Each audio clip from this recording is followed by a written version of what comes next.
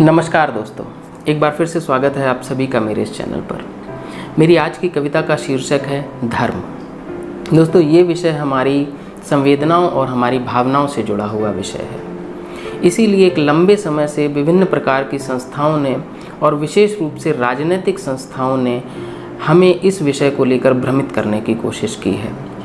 क्योंकि ये विषय हमारी भावनाओं से जुड़ा हुआ विषय है, इसलिए हम तार्किक शक्ति का इस्तेमाल इस विषय में कम ही करते हैं, या यूं कहें कि हमें इस तरह से भ्रमित किया जाता है, हमें ऐसा एहसास दिलाया जाता है कि अगर इस विषय में आप अपनी तार्किक शक्ति को इस्तेमाल करते हैं तो आप कहीं ना कहीं धर्म के विरुद्ध हैं, आपको धर्म में आस्था नहीं है, जबकि ऐसा बिल्कुल भी नहीं है।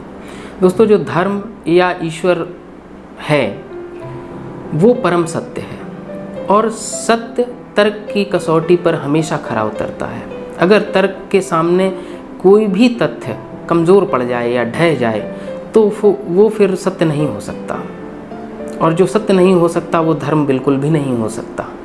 इसलिए इस विषय को लेकर हमारी उत्सुकता का होना एक नैसर्गिक सी बात है।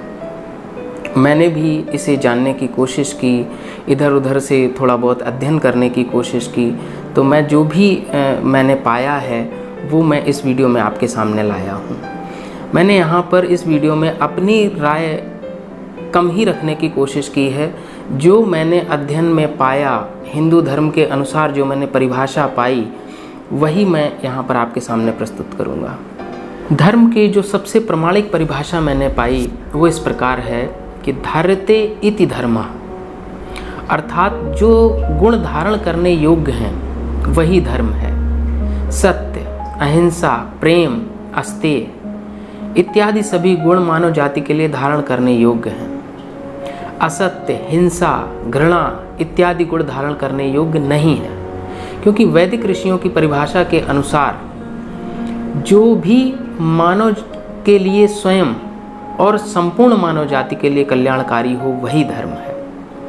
और असत्य, हिंसा, घृणा इत्यादि गुण जिस दिन भी हम धारण कर लेते हैं उसी दिन से हमारा और संपूर्ण समाज का पतन शुरू हो जाता है, अर्थात वो धर्म नहीं हो सकता। और दोस्तों, एक बहुत बड़ा भ्रम है कि हम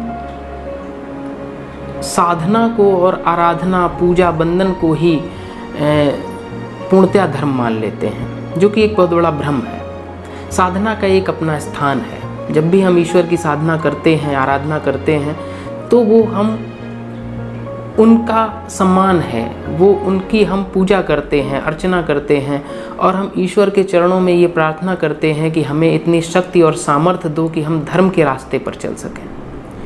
यानी कि धर्म के रास्ते पर आपको चलना पड़ता है, वो कर्म का रास्ता है। और दोस्तों, हमारे हिंदू धर्म में कहा भी गया है कि कर्म प्रधान विश्व रचि राखा, जो जस करहि सो तस फल चाखा, अर्थात हमारे कर्मों के अनुसार ही हमें फल की प्राप्ति होती है। यानी कि कर्म ही धर्म का रास्ता है। हमारे कर्म अगर अच्छे नहीं होंगे तो हम धर्म के रास्ते पर नहीं चल रहे। अगर ये कहा जाता है कि अतीत में कोई राजा बहुत ही अधर्मी हुआ, इसका बिल्कुल भी ये अर्थ नहीं है कि वो पूजा अर्चना साधना नहीं करता था। इसका अर्थ है कि उसने राजधर्म का ठीक से पालन नहीं किया।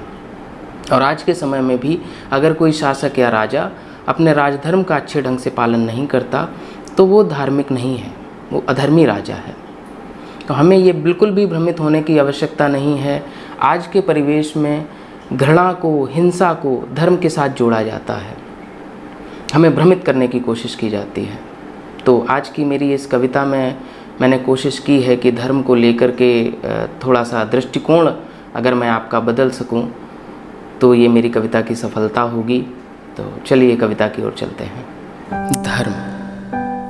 धर्म क्या है मुझे पूर्णतः ज्ञान नहीं। धर्म का मर्म समझूं मैं इतना विद्वान नहीं।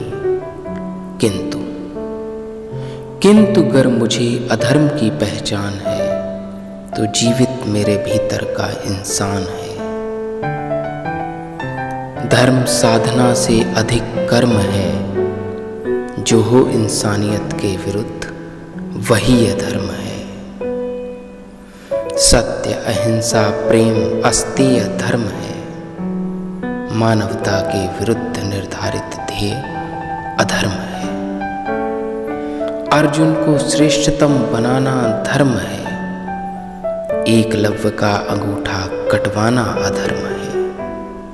गर भेदभाव जात पात का ताना बाना धर्म है, तो राम का शबरी के जूठे बेर खाना अधर्म है। ऊंच नीच की भावना है अधर्म, स्वार्थवश की गई आराधना है अधर्म। निर्बल पर अत्याचार है अधर्म, बलपूर्वक किया गया अधिकार है अधर्म। गर दुर्योधन का अहंकार है अधर्म, तो कर्ण का हुआ तिरस्कार है अधर्म।